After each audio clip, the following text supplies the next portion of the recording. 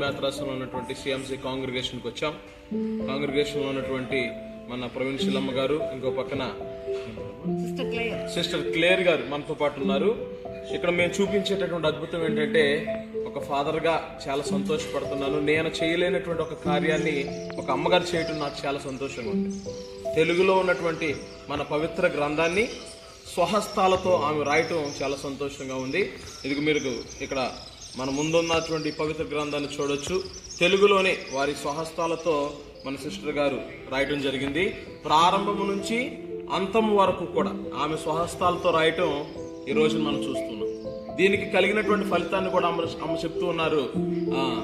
అనారోగ్యంలో ఉన్నటువంటి పరిస్థితుల్లో ప్రారంభించినటువంటి ఈ పవిత్ర గ్రంథం పూర్తి చేయడం మాత్రమే కాదు, ఇదిగో మన అమ్మగారికి పరిపూర్ణమైనటువంటి ఆరోగ్యాన్ని ఇచ్చారు దేవుడు అని ఆమె సాక్ష్యాన్ని పలుకుతున్నారు. ఇది నిజంగా దైవ ప్రణాళిక.